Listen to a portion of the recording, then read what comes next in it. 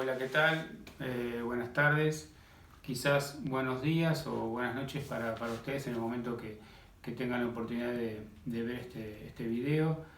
Bueno, mi nombre es Luis Lerú, soy profesor de matemática, específicamente en la carrera de física, biología y química, soy profesor de matemática instrumental 1. Y bueno, en este caso acompañando al profesor Carlos Páez, que es el profesor de física, donde con él compartimos este campo, ¿no? Bueno, un poco la idea con él y el acuerdo que estuvimos trabajando es que él va a estar dando algunos marcos teóricos y prácticos de física, pero va a necesitar el sustento, va a necesitar ideas de matemática específicas para que ustedes puedan lograr entender y resolver ejercicios de la disciplina de él. Bueno, el primer acuerdo que nosotros logramos está relacionado con estática, que es uno de los primeros contenidos que él va a desarrollar. Y bueno, él definirá lo que es la estática, pero bueno, tiene herramientas básicas, esta disciplina de la física, y una de las herramientas básicas son los vectores. Y como profesor de matemática le voy a presentar lo que son los vectores, le voy a presentar lo que son las proyecciones de vectores.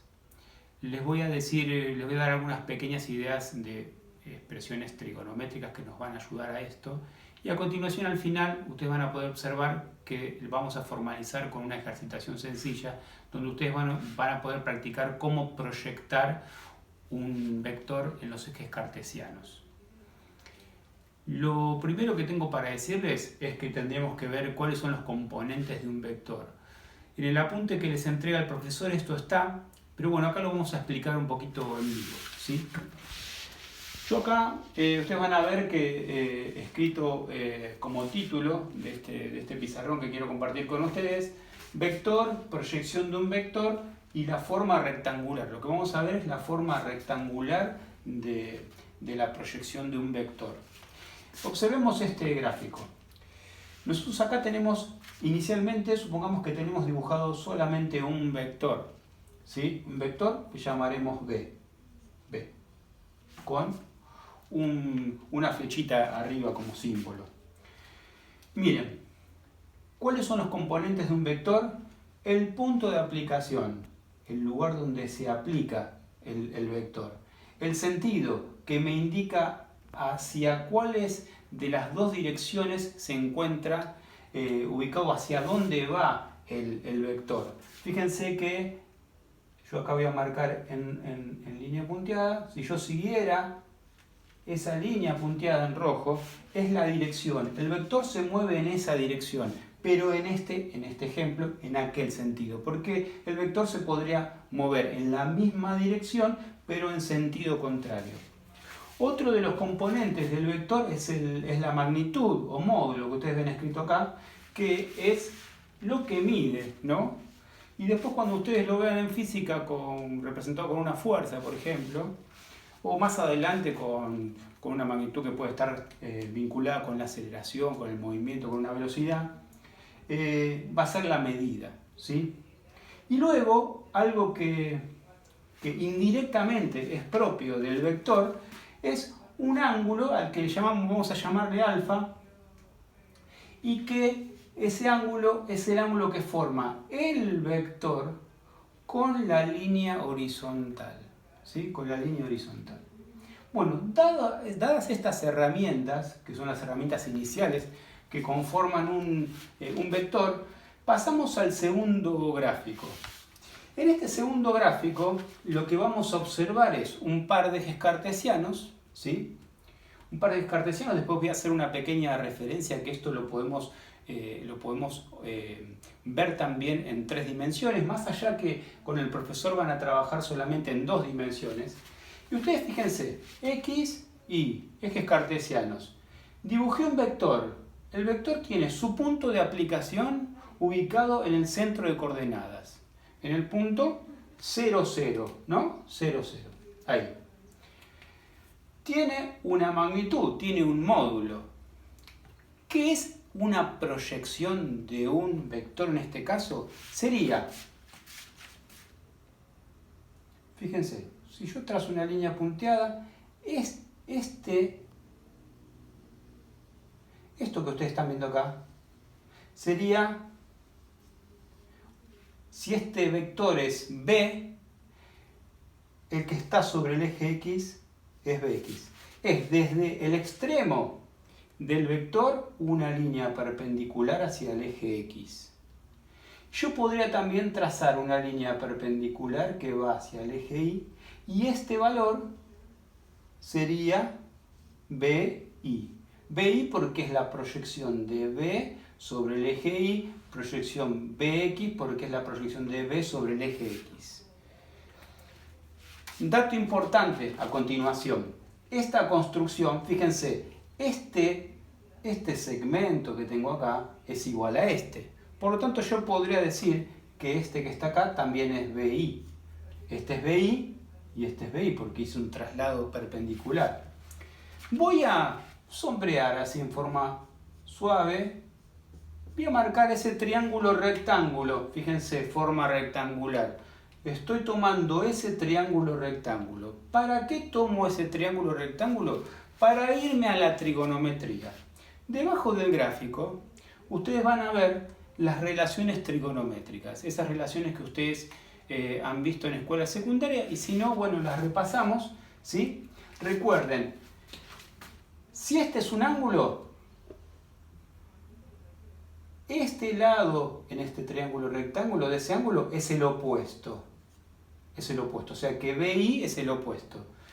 Y el ángulo que junto con la hipotenusa, o sea que el vector pasa a ser la hipotenusa en ese triángulo rectángulo, el lado que junto con la hipotenusa forma el ángulo en cuestión, vamos a llamarlo adyacente. Según las reglas, las relaciones de la trigonometría, nosotros decimos seno de un ángulo, DC, opuesto sobre hipotenusa. Miren, opuesto sobre hipotenusa. ¿Quién es el opuesto? BI. ¿Quién es la hipotenusa? El vector. Acá, hipotenusa, vector, opuesto, BI. Y la otra relación que nosotros encontramos en estas relaciones primarias de trigonometría es la de coseno. Fíjense, coseno de un ángulo, del mismo ángulo, es adyacente sobre hipotenusa. ¿Quién es el adyacente? Bx. ¿Sí? Bx. ¿Quién es la hipotenusa? Nuevamente el vector. Fíjense esto. Ahora junto. Esta relación con esto que tengo acá. Fíjense. B está dividiendo. ¿Cómo pasa acá? ¿Sí? Olvídense de esta expresión que está ahí en el medio. ¿Cómo pasa B? Pasa multiplicando. Por eso, BY, la proyección del vector en Y es igual a B, que pasa multiplicando acá, por seno de alfa. Usando el mismo criterio, B, que era la hipotenusa, está dividiendo, pasa multiplicando. Entonces nosotros obtenemos que Bx es este B que pasa multiplicando por coseno de alfa. Y ahí encuentro cómo puedo calcular yo numéricamente una proyección de un vector. Recordemos algo.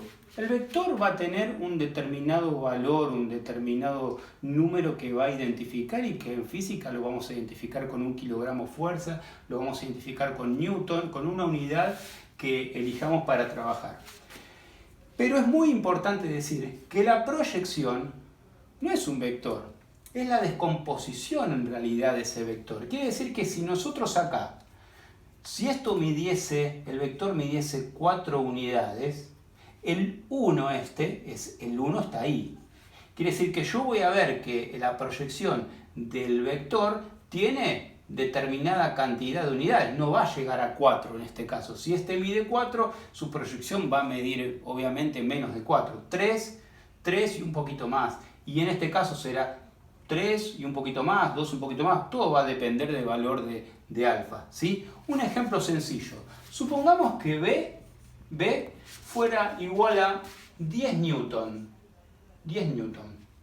¿Sí? Y tengo que hacer la proyección sobre el eje X, ¿no? Bien, el eje X. Proyección sobre el eje X. Y el ángulo que forma, alfa, fuera de 10 grados. Bueno, Bx, ¿qué sería? Sería, fíjense, Bx, 10 newtons por coseno de 10 grados. Usando la calculadora yo voy a obtener la proyección de ese vector sobre el eje X. ¿Cómo lo haría con Y? 10 newtons por seno de 10 grados. Esto para que ustedes lo verifiquen. Para que tengan una idea, como el ángulo es de 10 grados, seguramente el valor de Bx, para que lo comprueben, va a ser bastante mayor que el de By. Bueno, hace un ratito yo les decía que esto nosotros también lo podemos transferir a las 3 dimensiones. Vamos allá, un cachito al pizarrón por acá. Yo podría dibujar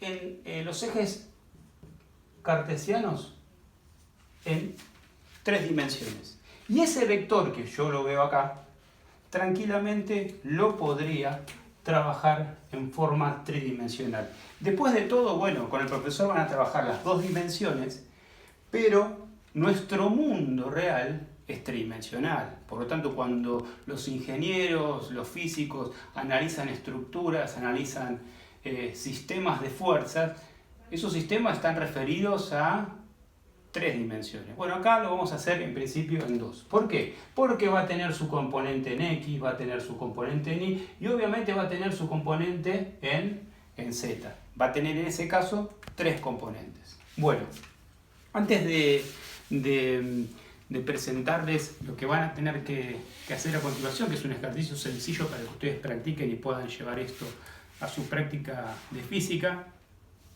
lo que les quiero decir es que, bueno, espero que esta información les haya sido útil. Ustedes van a ver que a continuación en la clase van a tener un hipervínculo, que es una palabra que va a aparecer en otro color, donde ustedes obviamente van a poder ir a un foro de consultas, donde me van a poder hacer consultas sobre estas cuestiones. Inclusive me van a poder decir si la actividad que les doy a continuación les resultó sencilla, porque no importa lo sencilla que sea, es muy útil para lo que van a hacer con el profesor, ¿sí? Porque con el profesor van a ver todo esto aplicado a sistemas de fuerza. Dentro de unas semanas, no sé si la semana próxima o la otra, nos vamos a volver a encontrar, donde nos vamos a encontrar viendo otras cuestiones relacionadas con estática. Y lo que tengo para decirles es que, bueno, en este momento la virtualidad, el aula virtual en este caso, que nos ofrece el sistema, es la única forma de comunicarnos que tenemos, ¿no?, para las clases. Así que tratemos de aprovecharlas.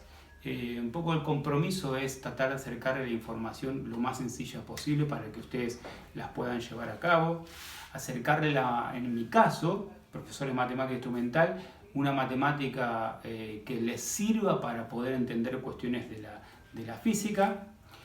Y bueno, seguir acompañándolos en esta etapa, que no sabemos hasta cuándo vamos a estar en esta situación, pero bueno, es una oportunidad que nos da el sistema educativo y las circunstancias de estudiar desde otro lugar, ¿sí? A mí me ha tocado de hacer perfeccionamientos en forma virtual y me he enriquecido profesionalmente. Así que bueno, es un desafío, pero también, además de ser un desafío, es una oportunidad muy grande. Para terminar, les dejo la ejercitación para que ustedes practiquen, y es donde ustedes me van a poder hacer consultas y me van a poder contar qué valores les entregaron estos ejercicios. Muy sencillos, ¿sí? Miren, les di esto. Les di unos ejercicios para que hagan unos análisis de casos. Y les di 3 vectores. Pero atención. ¿Por qué? Porque les di 3 vectores. Ustedes podrán ver P, Q y R. Pero cada uno está en un cuadrante distinto. Recuerden, primer cuadrante, segundo cuadrante, tercer cuadrante, cuarto cuadrante. Les di un vector, como el que vimos, en el primer cuadrante y el ángulo. Un segundo vector con su ángulo correspondiente. Fíjense que los ángulos se miden así, desde acá hacia allá. No es que mido de acá para allá, siempre se mide desde acá en sentido antihorario. Por eso este ángulo, el ángulo que corresponde a Q, ¿sí?, al vector Q, es de 160. Está en el segundo cuadrante, es menor a 180. Y el tercer, ¿sí?, el tercer, vamos a ponerle X y acá, y el tercer, ¿sí?, vector es un vector que está ubicado en el tercer cuadrante. Cuando ustedes apliquen las funciones trigonométricas a los cálculos, van a ver que quizás les da alguna componente que no es positiva, sino también negativa. Bueno, también entender que hay vectores que en su proyección toca en un lugar negativo. ¿Para qué se hacen, un poco para la conclusión de esta clase, para qué hicimos todas estas cuestiones? Porque no es una cuestión lineal la suma de vectores. Para sumar vectores tenemos que hacer proyecciones y descomponer en los ejes. No podemos sumar aritméticamente vectores, ¿sí? Bueno, nada más por esta primera clase. Espero encontrarnos en unas semanas, calculo yo. Y bueno, nos encontramos ahí, nos leemos, ustedes me escriben y nos vamos escribiendo en el foro de consultas y en la resolución de este material que les dejo. Así que bueno, hasta la próxima.